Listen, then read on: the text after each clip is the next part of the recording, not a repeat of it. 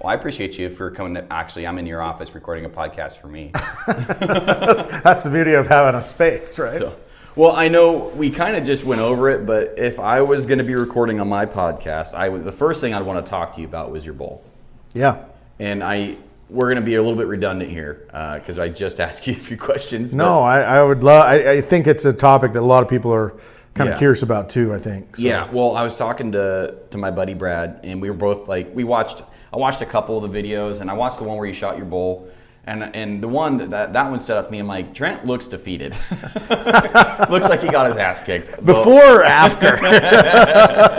and Brad's like, yeah, I don't think I've ever seen Trent like that before. And I'm like, well, I've never seen him pass up a bull that had, too many points for two hands, Yeah, so you're not wrong. That was probably weighing in on you. And then I'm like, that's a tough hunt. And there's an area that I hunted with a buddy of mine in that same unit, and it looked pretty similar. Yeah. And I'm like, I didn't even want to walk down there.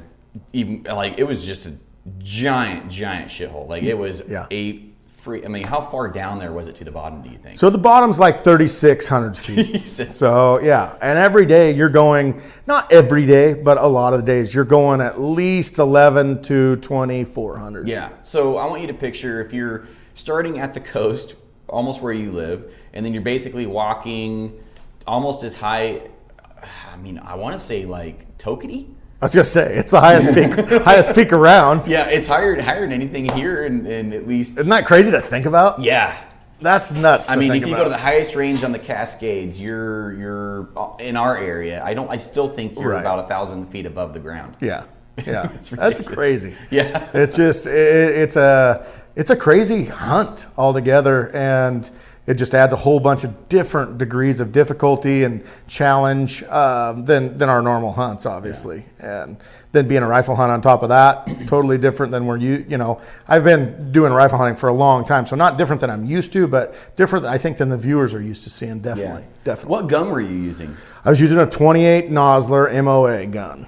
Really? Yes. What was going on with the loading feed thing? So that whole thing, just to tell the whole backstory on that, if you see my second day of hunting, we were on that big 6x7, and I did not shoot him. I passed him up, which I'm not still sure about. Even after killing a nice bull, I'm still not sure about. But anyway, and it was pouring down rain, and I had the barrel. I had tape over the barrel. I had all of what you're supposed to do, obviously, in a super condensation kind of a time, but anyway, it still got a bunch of gunk, I guess. I don't know, because it was days and days and days after that I had actually a chance to. I tested the gun before. I tested both guns. I had two guns up there, both 28 MOAs, both of them. And anyway, tested them both. Both of them shot really well. I've shot both of them in the past. The one that gummed up on me, I've shot a lot in the past. And anyway, and it just would not feed a shell, man. The shells were seated so tight that Trevor's got them, which is no big deal, obviously, but it like gunked up right there where the seat of the shell is in the chamber. So I could not get the bolt down. I had a similar situation in Idaho, but it was completely user error. So I had my gun strapped to the pack. Right. When we're hiking around, 6, 8, 10 miles a day for mule deer, and then I would sit down on my butt, and then I'd lean against a bank. And apparently I had gotten leaned up against the wrong bank, and I had gotten a bunch of this grimy, sandy dirt in my action. And so I went to go work the bolt on something because I'm like, there could be, there's a herd that ran out right in front of me. So I worked my action real quick. I don't walk around with a bullet in my gun. I just don't do that. Right. And so I worked the action, and then I didn't even get the bullet halfway in there. It was like, what the hell? And then I spent like 20 minutes trying to get that thing ungunked. I was like, man. Oh gosh, if there was a big buck in that herd. Oh, I was jamming everything I could. Tiny, it was so bad. Something you should probably never do to a gun, because there was a herd below me, and they were just keeping on coming out, and there was like 5 bulls, and I'm like, oh boy, is that a big one? So I'm trying to keep an eye on the elk, but at the same time trying to get this.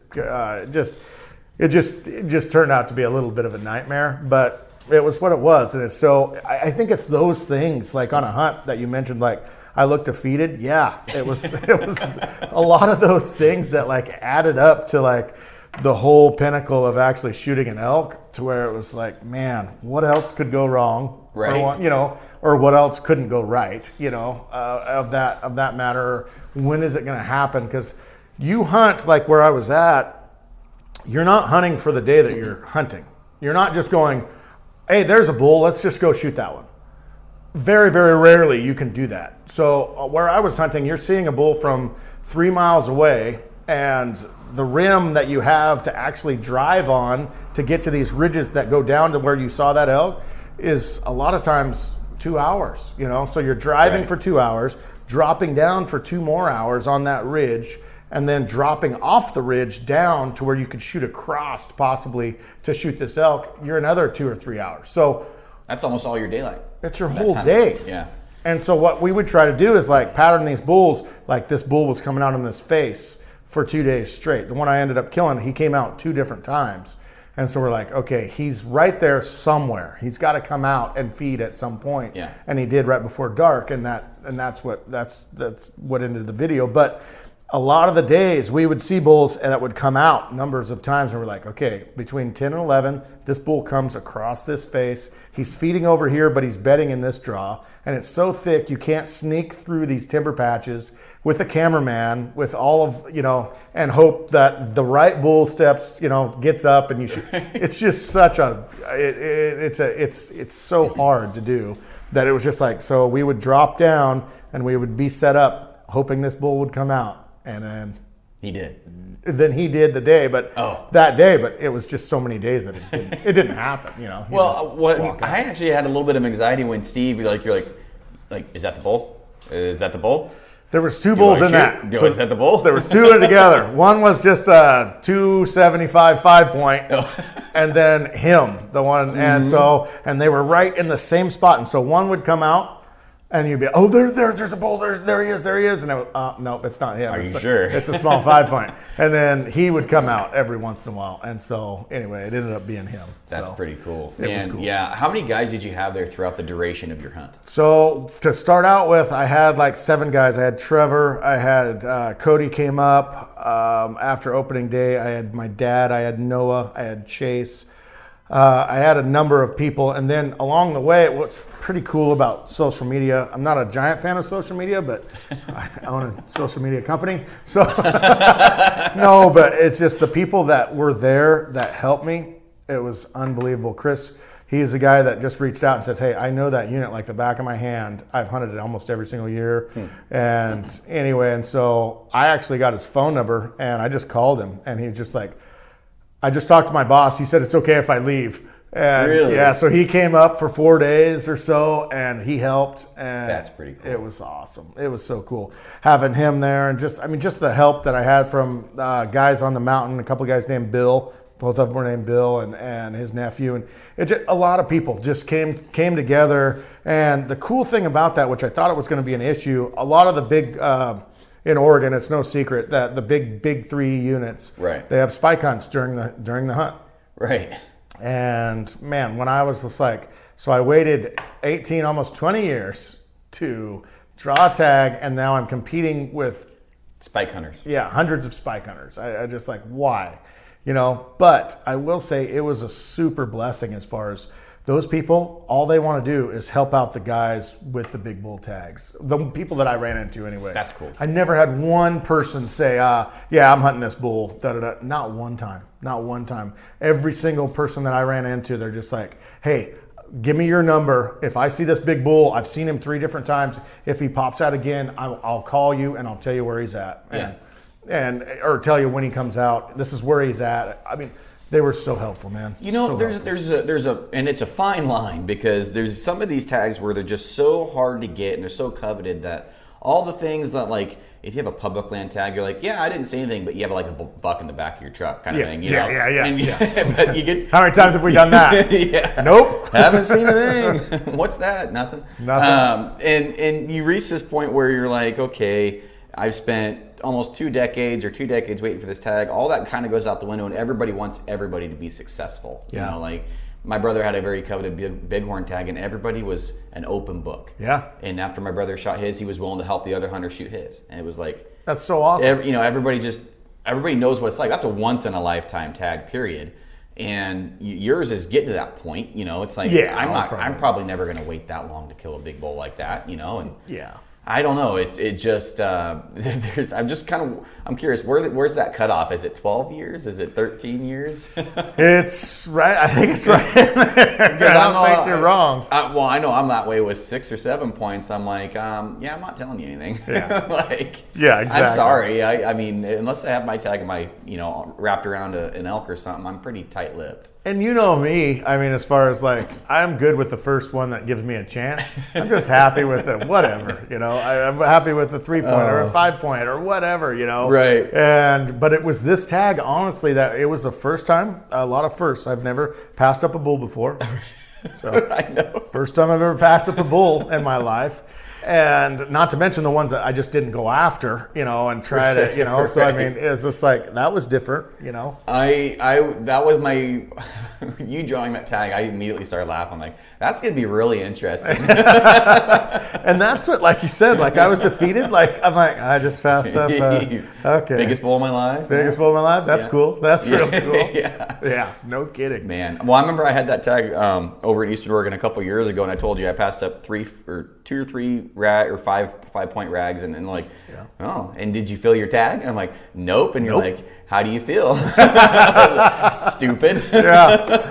And if you don't think that was all those times I've said that to people going through my mind, yes, it was definitely going through my mind. Like, if I eat this tag, I am the person that I always say that I should never be.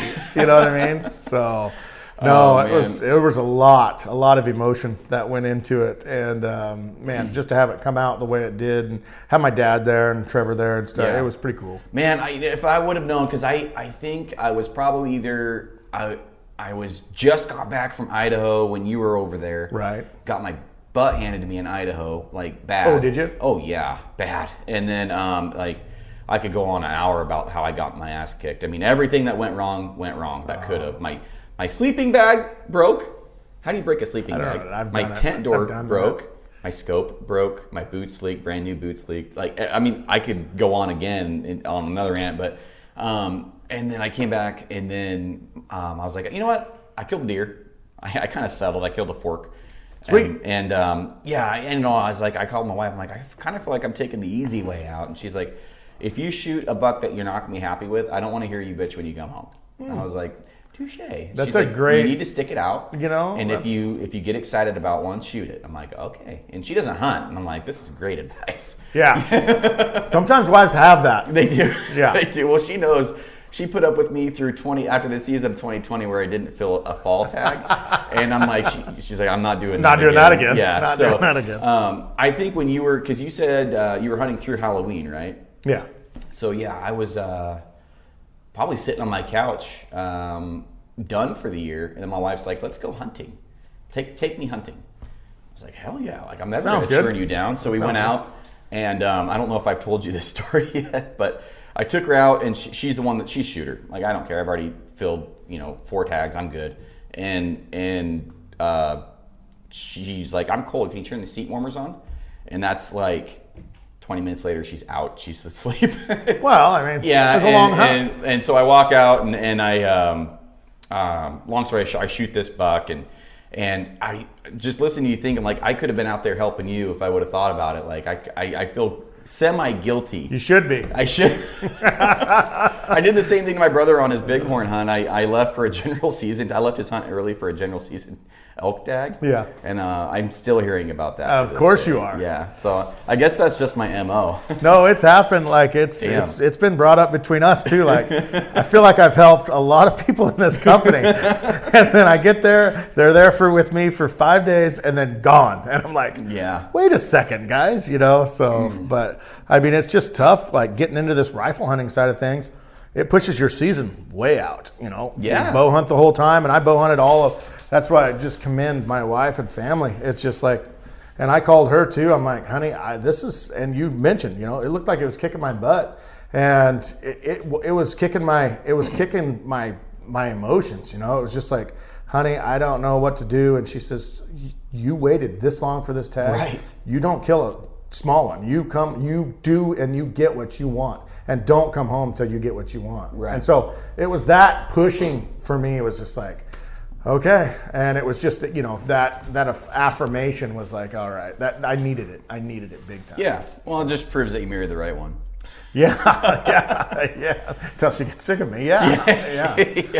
No, Yeah. but it's just been, man, it's been crazy. And every year, so now that I'm just getting into kind of more of the rifle stuff, and it's just like, it takes your season, because I'm not gonna let my brothers hang out to dry and just be like, no, I'm gonna rifle hunt and you guys go do your bow thing, because I love it so much. Right. I love going and calling and stuff, and I'll probably pick up a bow in the next year or so and go and hunt with a bow. So you're going to continue rifle hunting? 100%. Really? Yeah. I won't say like just only rifle hunting. I won't say that, but yeah, I just enjoy it, man. I really, really enjoy the new challenge of it, and the nuances of everything I'm learning from it is just amazing. Because like the bow hunting side of things, and I'm not saying there's nothing I can't learn in the bow hunting that I've already learned, Right. No, you learn something every single time I think you're out in the woods, but at the same time, it's like, and I've mentioned this a lot before, like we do the same thing every time. We go, we bugle, we wait till we get a bugle back, we go in, and we play the game. Right. And it hopefully comes in. If not, whatever, we go to the next one. If it comes in, try to get a shot at it, and that's it. Rinse, wash, repeat. Rinse, wash, and repeat. And it's just been, which, don't get me wrong, I still get jacked up, but I get jacked up to see other people do it. I get jacked up to see, a first timer hunt. We got to do that a couple times this year with guys that killed their first bulls and stuff. It's just been awesome. And me being there for that, it just relives that first time for me. But for me, like the true like adrenaline excitement is like trying something new. Well, you guys, I mean, what I think, and did you guys only hunt Oregon this year for elk? That's it. Really? That's it. We never went out of state once. I think a lot of people were ready for that. Yeah. A It lot was of a people huge wanted to see response. that. A Yeah. huge response. Getting back to base, like, Because we went getting back to hard. Oregon. We went hard on Roosevelt's. Yeah. Yeah. That was pretty sick. And It by the was way, cool. that one you guys hunted over, was it on Troy's tag? Yeah. That's a freaking giant. How big was that bull do you think that was? Is that a 300 incher? Big. He That was a right there. I think he's giant right bull. there. Yeah. Yeah. I tried to find that for Wyatt for his muzzleloader, because he had the muzzleloader tag this year. And that was another whole different thing. My son killed his first elk. That episode comes out today. Oh, really? Yeah. So I'm pretty excited about that for tonight. But yeah, it just, man, a lot of firsts, this year. And yeah, I don't have to be the one that pulls the trigger. I just want to be there. Right. I just want to be there. So, Right. but yeah, Oregon was amazing this year, and we've talked about that before. Is like people want to see us. I think a lot of people do like to see us come back to our roots, come back to the Oregon thing, and it didn't hurt drawing 3 of the biggest tags in the state either. You know what I mean? And then one of the better rosy tags too. Yes. Yeah. Yeah. So, But I mean, it's like I was hunting pretty close to where you guys were, not the same unit obviously, and I was trying to get you information from other hunters, but also trying to see what you guys were doing, because I was getting into a lot of elk early. Were you guys getting into a lot of bugles early this rosy season? No. We struggled for the first few days. Day 4, we shot at a bull and missed it. It took us a little bit to kind of get things warmed up, it seemed like, and then we left right after about. Yeah, I remember so that. We were only here for 2 weeks. I remember that, yeah, because I met you out there right off the highway. Yep. Yep. Exchanging bugle tubes. Yeah. And then, here, take this. Here, take that. Good luck. Yeah, exactly. Yeah, exactly. yeah, And, absolutely. And by the way, I don't know. It's all hard to prove or not prove, but I shared that bugle with a few other buddies this year, and I know personally I got the most rosies to bugle ever. Really? Yeah, ever. And I was getting echoes in canyons. I wasn't getting echoes, and Yeah. I know that's not. Like that's real proof to me that that bugle was louder. Yeah. And I'm like, man, and then everybody I tried or gave it to, they'd call her. I'm like, just let me know what you think, because I want to know if you think you're louder or if it's just me. And pretty much everybody's like, yeah, I'm pretty sure this thing's way louder, because I'm getting answers and drainages I've called for in years. And I'll get a bullet bugle, but then I'll get that bullet bugle, and there'll be one about 1,200 yards over there. And I'm like, That's rosy country. That's a long ways away. Long ways. Long ways. Yeah. And so it was like, I took my buddy out. I'm like, yeah, I bugled off of here, and I got one to bugle over there and over there. He's like, from here. From right here? Yeah. And he's like, basically BS. I was like, oh, I'm gonna show you. That's cool. But yeah, did you guys have good success with that this year? We did. Getting good feedback? Yeah, everything we killed was with it, and we had one of our best years, honestly, ever since we started. That's pretty sick. Yeah. All of it, when we used all our reads and calls. Yeah. I think honestly, after experiencing the difference in volume, I think I'd love to hear your opinion on this, but I think volume and frequency, because I think certain frequencies carry better. 100%. And I think volume is king for rosy hunting. 100%. Yeah. 100%. And I think there's a lot of it. I tell people all the time. It's just like, just go back a little ways and from your buddy calling, and you will see. Yeah. These calls don't reach as far as you think they will. They just don't. 100%. They just don't. And it's when you're getting those responses 1,200 yards, and obviously that's got to be a pretty good line of sight. That's not going to be through hills and stuff like that. But other than, it's been pretty awesome. It's been, the response to them has been huge. It's been really positive, man. Well, you were bugling on your big bull hunt.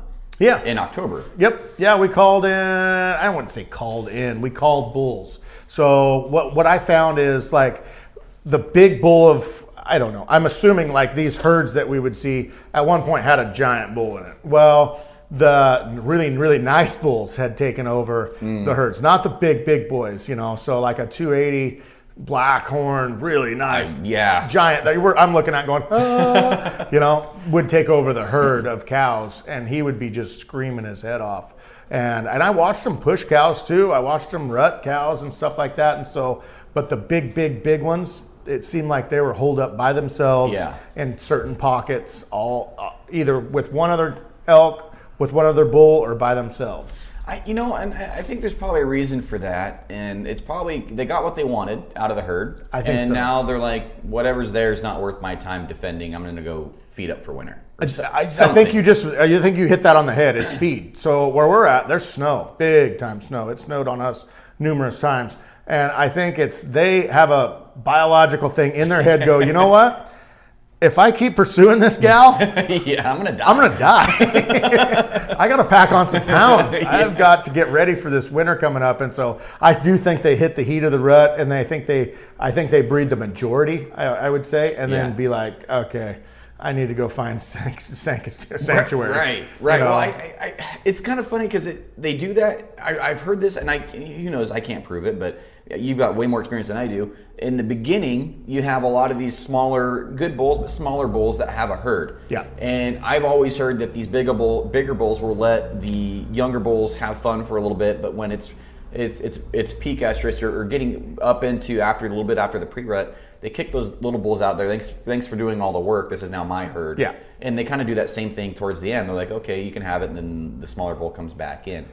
I don't know. We've seen it both. We've seen both. I think so many times where a big bull comes in and that little guy goes, I know my role. Yeah. I'm too close.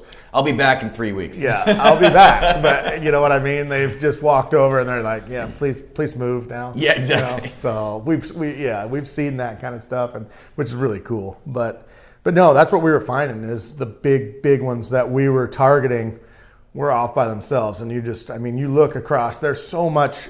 You can see so far over there on these ridge tops and canyons and everything, and then you look like 3 miles and you see this like just giant white school bus, and you're like, that's a big one. You don't even need to see the horns. You just see the one elk. You're like, they're so much bigger. Their bodies are giant.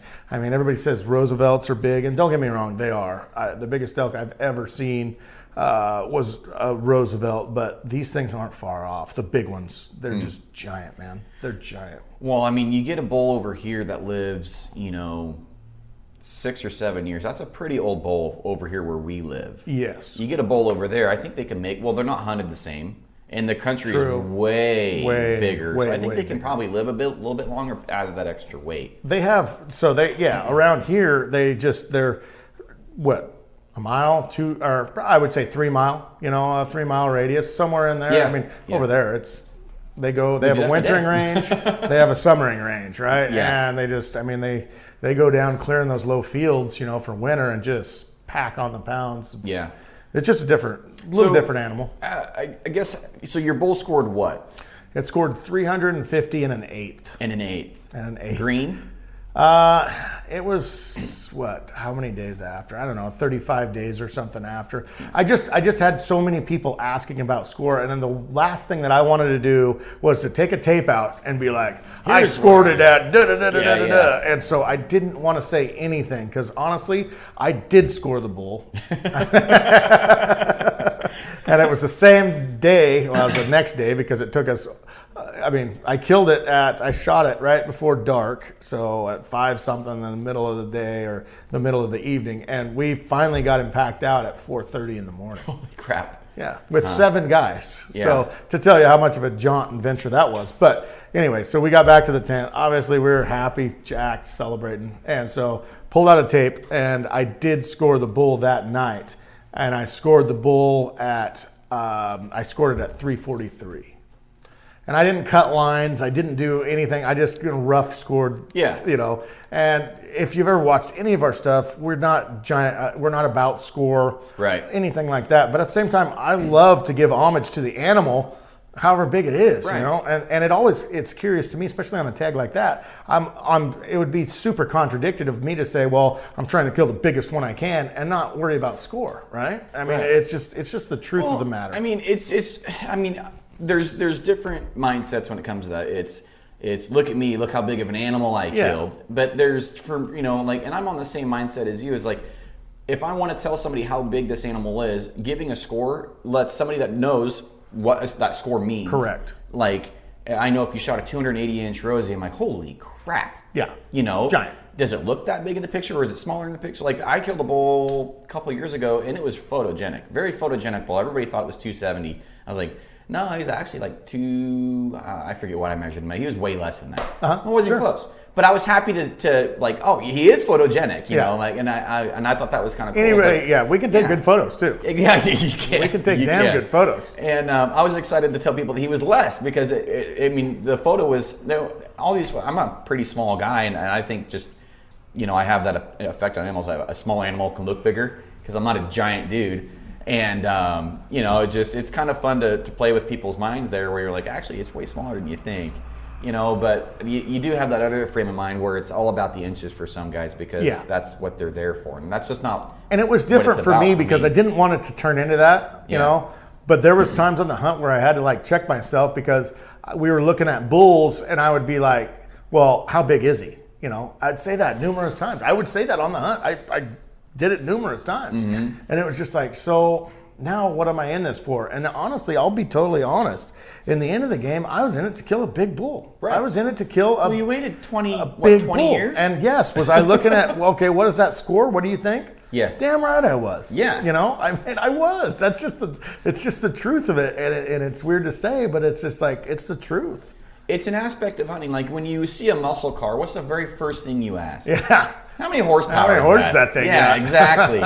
And it's not like, you can't see it under the hood, but I mean, you can hear it. And I know, it's just a measurement. Exactly. I think for guys like us, but there are But I definitely think trophy too, I think hunters it goes a little bit further than that, and it makes me respect these guys that are just seeking out these big bulls and stuff. It's just like, there's a different degree of difficulty to try to kill a 100%. big one. There 100. is. Yeah. It's a whole different mind frame. It's a whole different hunting aspect that I had to go through as far as these bulls were by themselves. So I wasn't chasing herds of elk around. I was chasing 1 or 2 around. So that's a difference, and these were in terrible places, way down in the middle of nowhere, dark, deep canyons. That's a whole nother thing. You know what I mean? So it was a really different deal as far as that goes. A really different deal. Well, I can tell you right now, I 100% agree with you. If you're hunting immature 3-4-year-old animals, you're hunting you might as well be hunting a zebra to a giraffe because they're just completely different things. Different. If you're hunting a mature animal, 6, 7, 8 years old, that's just a completely different experience. And I do that for deer. Granted, I shot a forky this year, We'll take it. And the good blacktail I shot was, I think, just a freak. He was a very, very young buck, extremely small skull, so maybe he just had a little head. But I mean, I think he was probably just a 2 or 3-year-old, but he had a good really? time. Yeah, I mean, interesting. It was really, I mean, he's one of the smallest skulled bucks. I was comparing him to some of my other bucks. I'm like, this thing is, if you would have put a fork and horn rack on it, I totally would have believed it. it didn't make sense. Really? Yeah, I mean, the fork and horn buck I killed in Idaho, the skull was about the same size, or actually a little bit bigger. Granted, that's a mule deer. Right. But it's just a completely different game. And I do respect guys that, I mean, if you're hunting for the pursuit and for the challenge of a big bull, I mean, I don't care if you're out there for points. That's not my cup of tea, but I'm not going to judge you for it. But no. I mean, there is a big difference between going after a target animal or a certain class of animal just because that animal's way smarter. Yeah. And for the guys that, and I stand behind this statement 100%, usually bigger horns are attached to bigger bodies. And so if you're also a meat hunter, it does make sense for me to go after an animal that is more mature. And so there you go.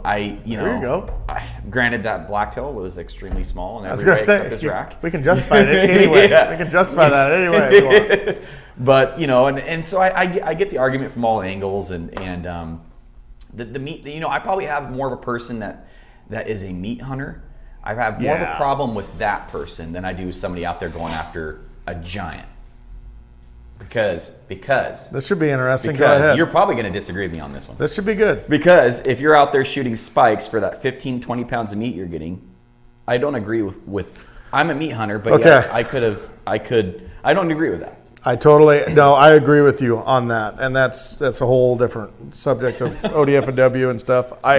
Yes, I honestly think I would so much rather have opportunity over something of that major, as far as, like, you see what I'm saying, like, and this is just going on as far as like tag allocations and stuff like that. Like, for it to take it down to spike allowed to kill, what if you took it and made it 3-pointer better rather than just a fork and horn? Yeah. What's that going to do to the population? What's that going to do to the overall, I just would rather go that route. I agree with you on that realm. I would rather see it like that route. Yeah, I mean, spikes, I don't know, man. I can get on my soapbox here, but you're killing the potential. Yeah, well, 15 to 20 pounds of meat. I mean, I feel guilty taking an animal's life over 15 pounds of meat when if he would have waited 2 or 3 years, you maybe would have got 60 pounds of meat. Or I don't think quite that much, but yeah, depending on the body of the deer, or the, especially a mule deer. But yeah, mule deer definitely. Yeah, but like a blacktail. Well, blacktail, if you get 40 pounds of meat, you did good. You're doing great. That's 100, probably 30 pound, 120 pound buck, probably. Yep. And that's a good sized buck. Yeah. And and it just I don't know, and I don't judge anybody for it. If that's where you're at and that's what your skill base allows you to go out and get, or the amount of time you have. True.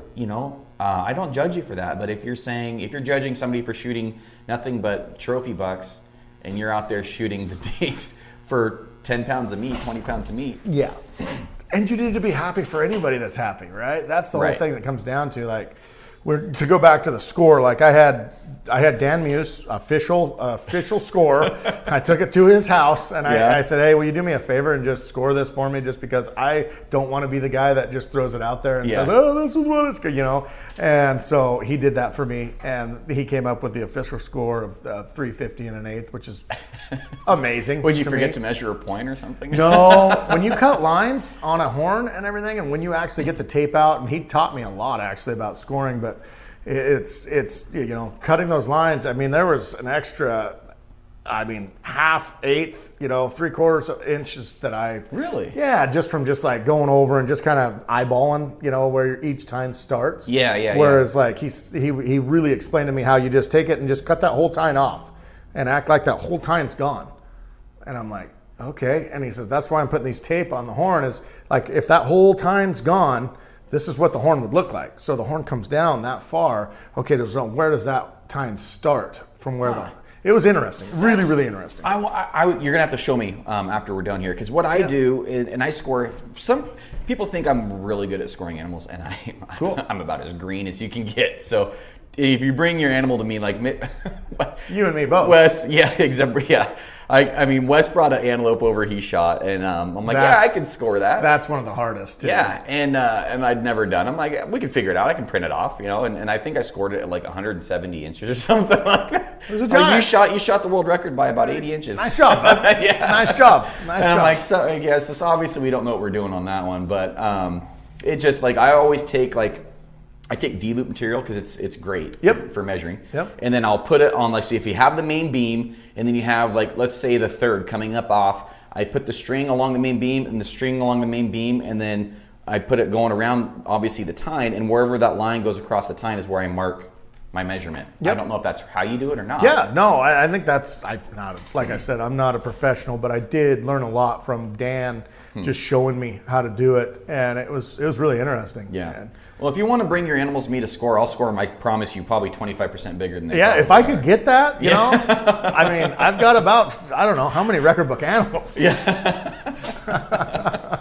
Yeah. No, have you ever that's entered cool. anything in the record books? No. Neither have I. No, and that's everybody, man. I just skull capped this bull, and I'm not. You skull capped it? Yeah, I had That's so Steve you. skull That's capped so it. you. Are you shoulder mounting him though? No. Oh my God. And Steve the whole time he's over there with the saw. I can just imagine just God. Oh, no, there were it was so many. every There were ounce of- so many curse words. Yeah, exactly. coming out of his I mouth, wish I was there for that. Oh, it was so good. I'm just like, hey, Steve. I threw him my little Wyoming saw. I'm like, you want to skull cap this thing for me? And he just looked at me like, you son of a. I would have been like, no, I can't do it. It's so cool. Like, What'd you do with the hide? Did you keep the hide or anything? no, just threw it away. Really? Yeah, just threw it away. I'm gonna have to start a GoFund for let's mount Trent's bull. No, not at all. No, I'll use that for my family.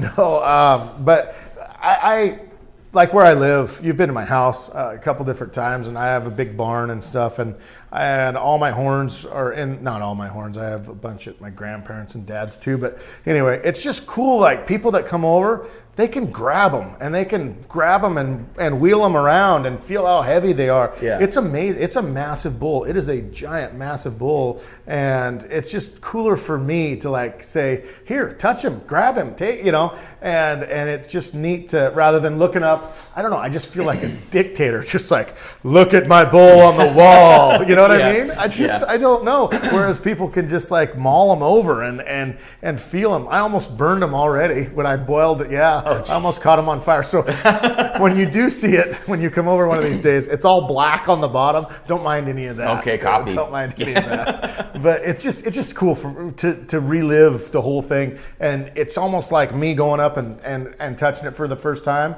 It's like other people get to grab onto it and then actually have a feeling with it rather than looking it up at a pedestal Yes. and just being like, that's neat. The king shot a bull. You know what I mean? Yeah. Kind of thing. That's Well, I always look at it as when people look at other people's mounts. It's just like I don't ever want it to be a look at me, look at what I did. I want it to be, hey, check this out. Isn't this cool? And they get to touch part of the hunt that they watched. Yeah. It's kind of cool. That's pretty cool. Well, being able to handle a bull that big, I got to handle another one that was about 3 something. It was in your quality, but it didn't look it. It just had mast for days. The frame wasn't even close to your bull. Sure. And I'm like, man, that's what, a 330? He's like, no, that's about what your bull was. Yeah, And I'm like, yeah. And I was just, as soon as you picked it up, that's when you realized I just underjudged this bull by 20 inches. Mm-hmm. Like, it's incredible. And then, like, how wide was it? He's 50. Depends on which tines, I guess. The outside spreads like I think it's almost right at 53 inches. 53 inches. So that's like getting pretty close into what like a good moose would be. It's amazing, yeah. When you're like, and that's another cool thing. Like you take the horns and you put them on edge, so you put the one set of the horns on the ground, and the other one comes up to like my chest. Really? It's so amazing. Next time I'm over in your neck of the woods, I'll have to swing by and look You at have it, to, man. you have to, man. And I will have them at Portland. I'm just going to have them out for anybody to maul them over. I don't care. Oh yeah, when's the Portland Sportsman Show? Portland is middle 17th, something like that. 14th. February? Yeah, of February. February. So it's just this next month. So yeah, anybody that wants to come out, I'm going to have the horns on the ground right there. Anybody can touch them, grab them, do whatever, steal them, whatever you want to do. Whatever Is Cody and Steve going to have their bulls there too, you think? I think so. I've actually told them they're getting theirs mounted. But I hope that they have theirs. I don't think they'll be mounted. I don't know. That's a great question, actually. Yeah. That's a great question. Yeah, because Steve's had a couple good years now. Steve's had a lot of good years. Yeah, he's had a lot of good tags. Well, a couple good tags. I've been with him on pretty much every single one. Yeah, I try never to miss those hunts. So what's your next hunt that you're excited about? That I'm excited about? I want to do, and I'm starting to kind of get ramped up, excited about it. I want to do a Sitka blacktail hunt. Anyway, I was just talking with Wayne Endicott from the Bow Rack, and I think we're looking at 2023, somewhere in there, and going up and doing a huge adventure, big time hunt. But I'm going to take my bow and a gun. Yeah, that's exactly what I do. And a gun. I've got a couple buddies that have been bothering me about going to Sitka, and it's like, man, I can kill blacktail here. However, I understand it's a whole different animal up there, but I'm like, I'd rather do like caribou or something. And so me and my dad have been trying to plan a caribou hunt. See, that sounds fun. That sounds super, super fun. And just some of those, I don't know. That's just one on my docket right now. But I've got a lot of other stuff that's just like, I don't really have like a bucket list hunt. Like a lot of people's, is like Africa. I don't have any ambition to go to Africa at all to hunt anything. I've just been don't. there once, and I would go there to only hunt really one or two animals. But after I've been there, like everybody, the saying for Africa is like, if this trip costs you X amount, it's going to cost you $100,000 because you're going to go back again and again and again and again. And like, I never got that feeling. Really? Yeah. Really? It's just, I don't know. People love hunting Africa, but if you just see the photos and you just see the success rate, it's really, I don't know. You can come to your own conclusions on it. I think it dilutes me a little bit by seeing just everybody that goes there. It's not like, man, I had a hard hunt and I didn't kill a water buffalo or whatever you're after. It's just like, you're gonna kill a water buffalo. Yeah. When we were there, we hunted a ranch that it used to be good for kudu, and it was like a ranch. It was like 110,000 acres. Right. Giant. And, he called it a farm. I was like, whatever, dude. Like, different terms, I guess. Yeah. But and apparently a disease had ran through the area, rabies, and so there was hardly any kudu. And so I hunted kudu for 2 or 3 days, and I only saw one bull. And we only saw like 2 or 3 kudu total. So I didn't fill that tag, and that's what I'd go back there for. Oh, that'd be cool. Kudu. Yeah. But everything else was like, it just to me it was killing. It wasn't really hunting. Yeah, and I didn't like that. Like, and this is totally personal preference. Totally not, as far as that goes. Like, I don't see myself ever wanting to kill a zebra or a giraffe. Or, if you hunt Africa, you will, because those freaking zebras, they ruined I don't know how many stocks. And after I'm like, after about the 6th or 7th time, I look over. I'm like, how much is that animal right there? Let me know. Because I'm about $700. Okay, next time. And I was just like, I just would feel weird bringing home a zebra, right? Right. But yeah, I mean, it's one of those love-hate animals because you're trying to stalk these wildebeest over here, and then these zebras. Like, I don't know how many times I got screwed by zebras in Africa. Really? And, oh man, there's just so many of them over there. But, on the ranch we were on. But yeah, I mean, that's a whole different animal because you go do that, you kill 1 million animals in a week or whatever you want to do, and you don't take care of any of them because you have people for that and all this other stuff, weird. And then. I was excited this year for blacktail because I had a rifle. First time in many years I had a rifle tag. Got my butt handed to me. I was out probably at least 12 to 15 times and didn't see a branch buck. Not one. And then... Really? Yeah, I just got my butt handed to me this year. Like, I pride myself on the ability to be a decent blacktail hunter, and this year I was just like... humble soup every day. I mean, I was out almost every day. Absolutely. But then I have a buddy posting, here's a 130 I passed up. Here's a 130 I passed up. And he shoots a 140. I'm like, you bastard. I don't know who's passing up a 130 buck. Yeah. His name is Corey Hart.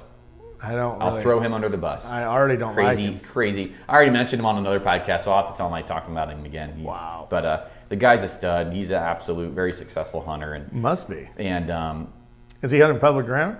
Yeah. Passing up 130 blacktails. In our area. That's more than impressive. Yeah, I mean, he's got the videos and pictures to prove it. And I'm more than impressive. I'm like, dude, you're passing up bucks bigger than I've ever shot for blacktail. Most people ever seen. Right. Yeah. It's just like there's that, and then there's the spike hunter. It's just funny. There's two different ends of the spectrum. But 100%. So you're excited about Sitka, Alaska? Yeah, I think so. I don't. There's, like I said, there's nothing really out there that I'm just like, no bucket list stuff or anything like that. I try to, like, I don't know, every opportunity that I get to go somewhere, try to make that my favorite hunt. Okay. So that's a good mentality. Yeah, I think it's a different thing as far as like. The whole mule deer thing intrigues the heck out of me. Mule deer? Yeah, big time. I've got to do Montana a couple different times. Shot a different couple bucks in Montana. I'm talking right now with Dylan from Onyx.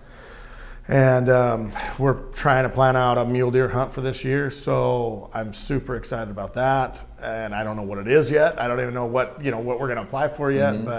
And then you got the whole draws, Arizona, New Mexico. It could happen. It could happen. I mean,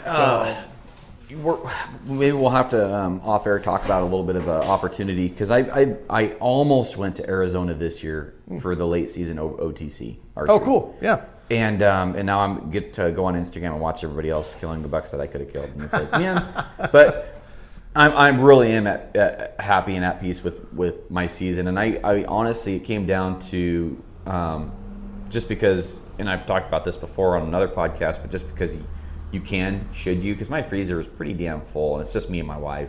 I think it's a great something to check, right? Yeah. Am I going over there for my freezer? What are you am I going doing over it there for my ego? Yeah. And so I was like, that's going for that picture on Instagram, bro. Yeah, my Instagram game's pretty strong. Just think of how many. Those 200 likes. I need to get those 200 likes. Just think how many likes that'll get you. Jeez, it just, and I gross myself out a lot. Just when I catch myself, I try and check myself all the time. It's like, dude, what's your motivation? Dude, I think that's a good pulse to check. I really do. Yeah. Really do. Well, next year I'm going.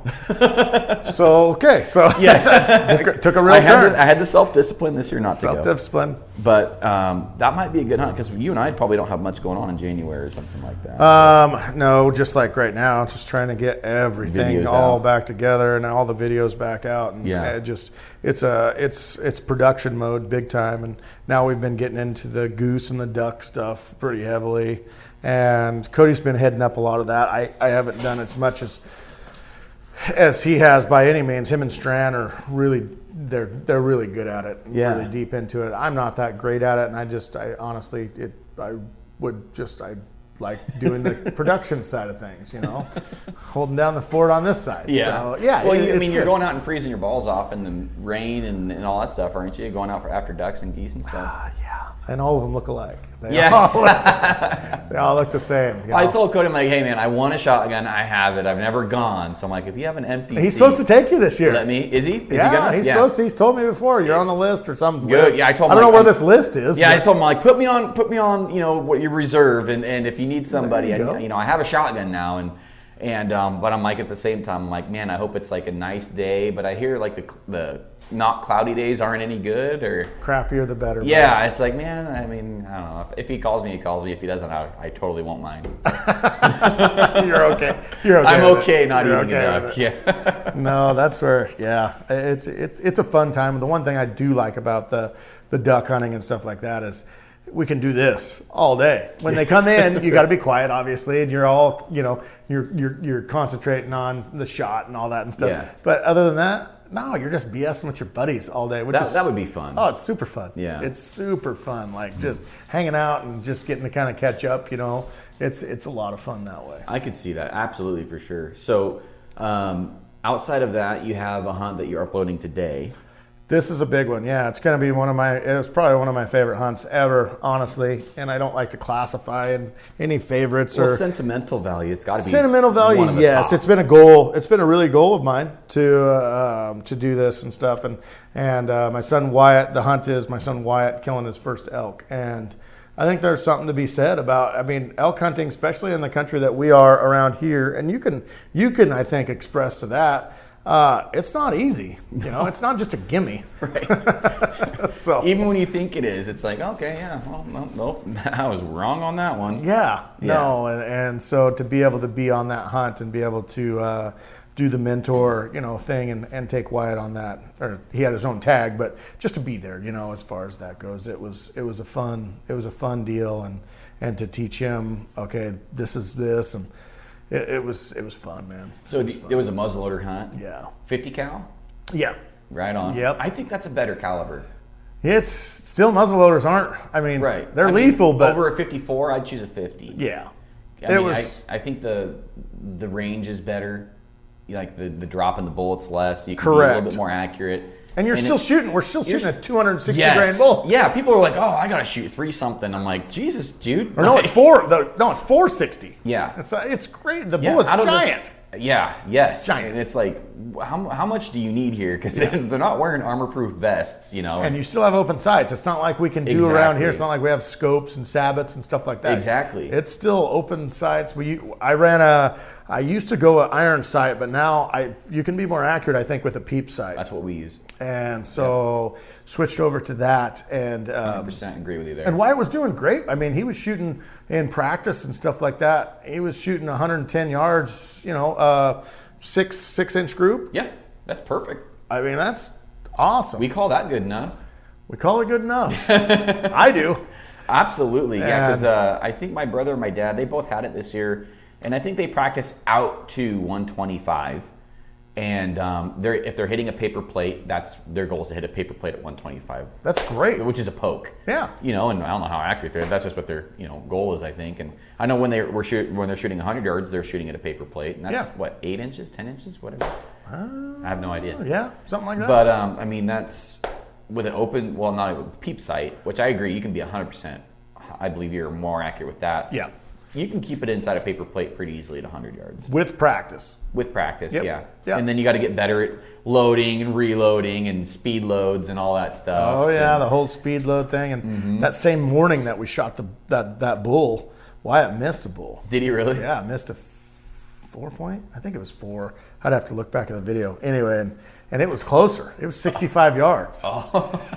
How far of a poke was it on the bull you got? 88 yards. 88 yards. Yeah. See, that's a good poke. Yeah. But the problem was it was the whole muzzleloader game, right? Like load everything that morning, pouring down rain, you know, trying to keep everything dry, which we did a good job of. Get up to the edge, saw him off, you know, snuck down, long story. Anyway, dead rest.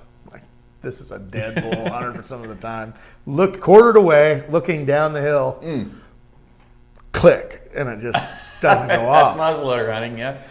And that can, to a 14-year-old boy, mess with you. That can really, or 15-year-old kid. And then I said, just pull the hammer back again, just do it again, you know, because you can't, you know, and click. And it's just like, bull's still standing there looking away, and so I think he got riled that third time and he got rushed, and I think he jerked the trigger and boom, muzzleloader goes off, bull just looks around.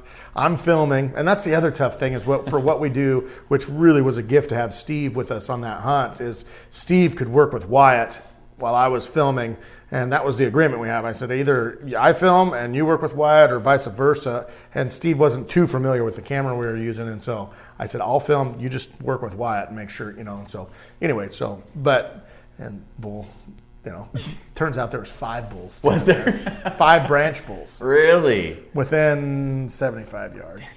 Anyway, so, and you want to talk about a defeated 15-year-old. Yeah. And it was pretty amazing to watch Wyatt. Like, I just, you know, I didn't do a lot of it on film because I don't think I needed to. You know, I was just like, it was one of our moments where it's just like, I could show him from a long distance. He was upset. You know, he was upset with himself. He had this goal too, you know, and he just thought, well, there it goes, you know. And so, because we'd hunted the last weekend before, and then that whole weekend of that when he killed us, and so I said, hey, man, it happens.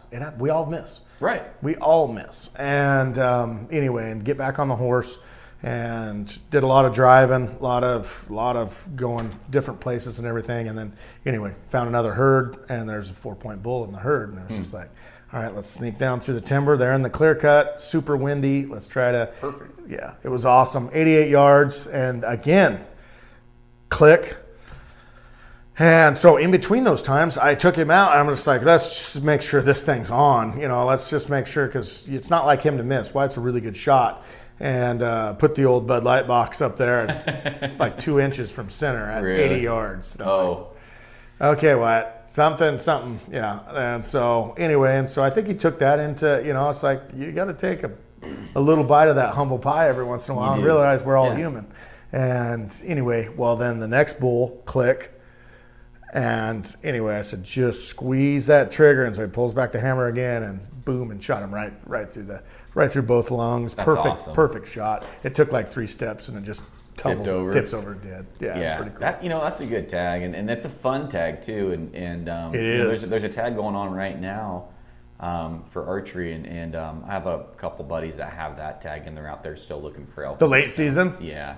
That's a probably fun tag too. Probably the hardest tag. Yeah. I would say in the state of Oregon. You think? I've never hunted it. I don't know. I think it's a it may be easier than pretty good tag. Opportunity, I think. Think is about good. that bull that Wyatt just missed, the first one. Oh, dude, that's a dead bull with a bow. Yeah, in that whole thing, I bet you could have had a shot at a couple different bulls. Yeah. Except they don't allow spikes. It has to be a branch. Has to be a branch bull. Yeah. And that's the tough thing because my dad had it, and they saw a million freaking spikes. And just they just I'm not my tour to tell, but there's some swinging and missing going on there too. That can happen. But I'm curious. At the end of every day, if it's rainy outside for muzzleloader, do you shoot that? We do. When it's rainy, we do. I always shoot it anyway. I'm just like, just for the practice. If anything else, like, okay, if that was a bull right there, and I just pick a rock usually or something, and a piece of sandstone or whatever, and just say, okay, now shoot that, and it gives you a good idea, like just to clear the barrel and clear your head, and more confidence. Well, I get anxiety when I leave that round in the gun, and then I'm thinking, is there any moisture? Is the powder completely dry? Is it gonna is it even possible to condensate? I don't know. Like the last thing I want to do is go click. Because I didn't shoot it. That was a weird thing. We practiced like 3 different practice sessions. And so, and we're talking like 8-10 shots per practice session, which is a lot with a muzzleloader because it gets expensive. Yes. And it's just like, every single time, click, boom, it went off every single time. Yeah. But when we're hunting, when you're lined up on a bull, every time, click, and it would just not fire. But I will say, like the caps we have are the better part of probably 10, 12 years old, I would say. Oh, really? Yeah. I mean, you have these things around. It was my uncle's gun, and I've used it numerous times. And it's just like, but, it's like, I need to probably. We've even, my dad has been muzzleloader hunting for even longer than my brother has, and they've learned a lot of lessons. You don't carry your caps in your pocket. Nope. Because the lint can mess it up. There's just a bunch of little things that can go wrong. With a muzzleloader. Muzzleloader game is totally different. It is. Totally different. Yeah. I saw in the regs this year where they didn't have, there was no verbiage for open breech. Did you notice that? I didn't see any of that, no. Doesn't mean it's legal to have a closed breech, but there's no verbiage against it. That open a door? Yeah, I mean, really? It could. I mean, I wouldn't be the guy going through that door first, but... I mean, maybe make a call on it. Yeah. I mean, it doesn't say in the regs that you can't use dynamite. Well, obviously, you can't use dynamite. So you shouldn't. I mean, it shouldn't. But anyways, well, that's cool. I'm glad to see you guys do muzzleloader hunting because it was fun. I mean, especially for the local guys, we're like, I've been on that hunt. You know how fun it can be and how frustrating it can be. Yeah. You helped me out with it. What, 2 years ago? I did. Yeah. Remember? Well, Royce and Chantel. Yeah. Remember when Royce and Chantel shot her first bull? You and I call the same things very different. So this creek, awesome. That road, what do you call that? Oh, I call it this. It was a little different, but we found it in the end. Found it in the end. We ended up shooting that. What was it? 4x5 or something like that. It was a rag. It was awesome. It was awesome. Yeah, that's pretty. I completely forgot about that. I know it. It's just and that's what I'm kind of getting at. I think with the rifle side of things and stuff, it's like it's pretty cool to be reinvigorated into hunting and stuff like that by rifle hunting and muzzleloader hunting and just doing something different. It's just like, I kind of equate it to like, you can catch steelhead on a yarn ball side drifting 1,000 different times, but after a while it was like, okay, what's different? How can I catch them different? And then like I did it, I think I've caught, I don't know, half a dozen or so on a fly. Really? And it was just like, just a different thing, man. It was just you're still doing after this kind of the same thing, but it's just doing a different technique to get the same result, and it was pretty flippin' fun. It was pretty fun. So, and that's what I'm trying to do. 100% understand, because I've been with elk, no, I'm 100% business and filling a tag is priority number one, but with deer, I'm at that point where it's like, well, how else could I kill this deer, you know? Like, I've been really thinking about it because I have two trad bows at my house, and I'm like thinking about actually investing in one I want to hunt. Interesting. For deer only, because I don't care as much for deer if I'm successful. But for elk, no, I'm that not, fills the freezer for a whole year. Doing that. Yeah, I'm like that's completely a whole different game.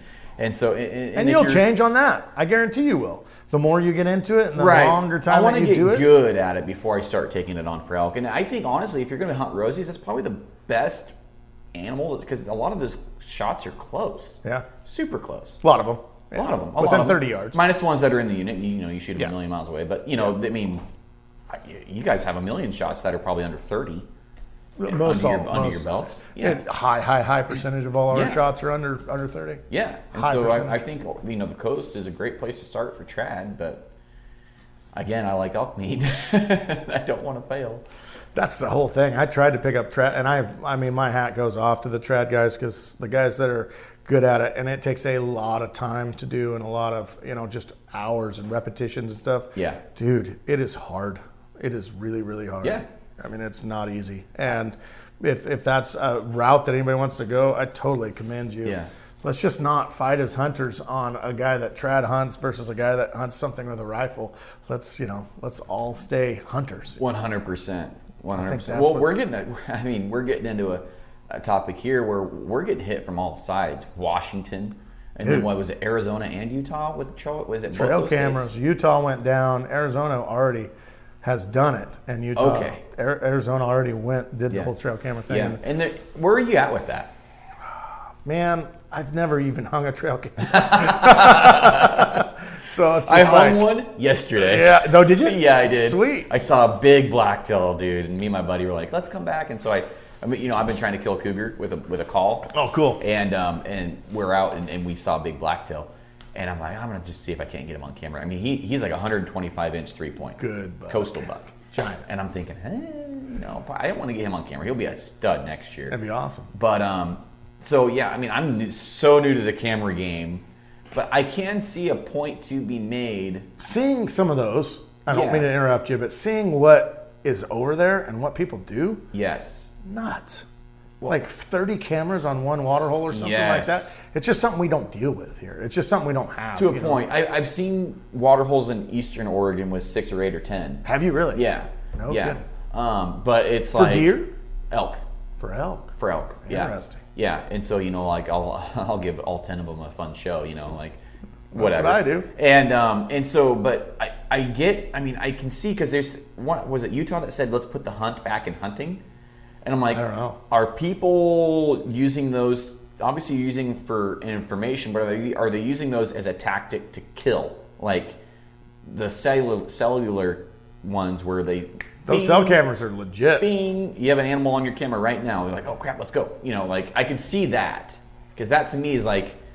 Okay, yes, all right, but you still have to get there and kill the animal. All right, so yes, but what if,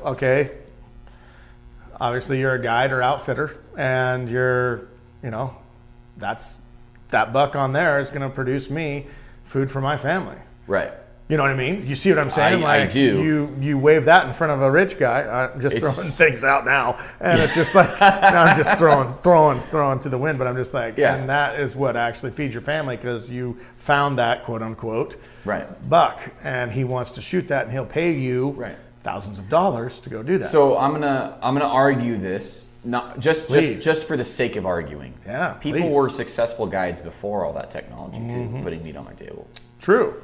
It's just another tool. But would you be behind the 8 ball if you didn't do that now? That's the whole thing. People were successful with trad bows the whole time, sticking string, before compounds. I mean, I want to put the hunt back in hunting as much as possible, to the point where I don't even really know what that means. It just sounds good. It sounded awesome. It sounds great. Sounded awesome. But I mean, who am I to push my beliefs onto somebody else like that? I don't know. I agree with exactly what you're saying, but it turns out in the whole thing of just like having motors for fishing, right? And it turned into the whole thing where you see what's on the back of my boat now, because you can't beat them. You can't beat a guy with the motor. One pass versus 6. Yeah, you can't beat them. So at some point you're going to have to join them, right? If they make it legal. So, and that's the whole thing where it's like, if they shut off motors on like where I live and stuff like that, I would be totally okay with it. If everybody got shut off, right? Make it fair, but at the same time, it shouldn't be so certain people can do it and certain people can't. Right. So. Private property, I think, should be private property. You should be able to do whatever you want with your trail cams. Yeah, and I'm sure maybe that probably isn't a problem. I'm sure. I don't I know hope what that the they ruling wouldn't on the dictate. field is that. I can't imagine. Yeah, but at the same time, I mean, I've got buddies that have. I mean, we're talking double-digit cameras out. You know, they have tons. Really? Just right over here. You know, over towards the coast. And I don't think it's ever actually helped them ever kill an animal. They just like getting pictures of them. And knowing what's in there. Which is cool to see a cougar or a bobcat or whatever every once in a while. You get lots of bears on camera. A lot of bears. I don't think I've ever set up a camera and not had a bear on it. Really? Yeah. I can't At imagine. least, yeah. I can't think of, I mean, probably 9 times out of 10. Yeah, I would imagine. But, yeah. So But we should, never mind. We should cut tags. You know, we should, easy yes, now. absolutely. Easy now. Cut Well, tags. this year, I mean, I've really thought hard about, because I've been trying to kill a spring bear with my bow for many years, or fall bear with my bow before bow season. Okay. For a long time, and I've passed up probably 5 or 6, you know, and I say passed up, I mean sub 100-pound bears. Like, mom just kicked them out. I'm not interested, and I wouldn't feel good about it. It's legal, yeah, but Sure. it's just not who I am. And I want to set them up on these. I have one right now. It's set up on this mossy. It's a total spring bear spot, mossy cliff area, grassy mossy cliff. Nice. And I'm like, I just want to know if the bears are there. I'll just go there and sit every night until he shows up, and maybe, I don't know. I'm just trying to think outside the box for getting a bear with my bow. Heck yeah. But And if you're talking fall, I would be more blackberry, cat road Yeah, stuff. yeah. I mean, spring, my goal, I have a new goal, actually. what's your new goal? My new goal is to kill one with a pistol. Yeah, I'm down for that. Yeah, I think it'd be, I mean, it's still like a bow. It'd be still, you know, it's got to be within, like those, like the 10 millimeter, the new one that we're coming out with. It's a Born and Raised Outdoors edition. Really? Yeah, SIG pistol. It's going to be awesome, or it is awesome. It's just not out yet. Anyway, it's, you know, you put a red dot on that. I mean, I can shoot a pretty darn good group at 50 yards. Really? Really good, yeah. So to kill a black bear with it, I think it'd be awesome. I've got a 44 black powder revolver. Black powder. Yeah, and it's freaking accurate. Out to about 20 yards, I can hit. Out to about Really good. 20 yards. Yeah. And I've thought about going hunting with that, and then I read in the regs that you can't have a cylinder black powder pistol or a cylinder black powder rifle for hunting. True story. Yeah, during what's muzzleloader season, you cannot have a repeater. Oh, black. because it has a repeater. Yeah, it's basically a semi-automatic. But you could do it black during a powder. rifle season. I would. I mean, I didn't 'Cause see you any could shoot a verbiage bow. against it. Yes, You could shoot them with the bow. Yes, but I mean, the black powder cylinder is outlawed for a. I don't know if it's a completely unaccepted method of take, but for muzzleloader, you can't use a black powder pistol, which I was totally going to do. Interesting. Yeah, I was don't really know. bummed because I'm like, man, if I could get one with this freaking, it's like a 1870 replica. It's sick. It's beautiful, and Just go out there, just start hammer time. yeah, it's That's pretty cool. I think it actually. would be pretty cool. That would to be do that. really cool. Yeah. But so that's one of my down the road sometime. I don't know when. But Bear, you said bear with yeah, with black a pistol. bear, a black bear with a pistol. We should try and do that. You know, if we draw a tag or something, like let's just hold each other accountable. Like I'll bring the bow, you bring the pistol. have all the aspects covered. Exactly. And then it'll be a 500-pounder at about 200 yards. Yeah, exactly. And we'll both be like, yeah, this like is cool. I snuck in my 308. Yeah, just hang on just a second. Hang on just a second. I love it. But well, I think this has been a good episode, man. I think What it's do you been awesome. It's been cool catching up with you again, and man, yeah, thanks for having me on. Yeah, well, thanks for letting me come to your office and record. Yeah, it's kind of that's a little bit of a mess. I was right almost halfway expecting to see your bowl in here. I figured you'd have it hanging up somewhere. Oh, but no. It's probably in your rafters in the garage. now. Yeah, it is. It is. It is. But all right, Yeah, man. Well, man. I'll probably catch you on the next one here soon. All right, buddy. Good to see you. See ya.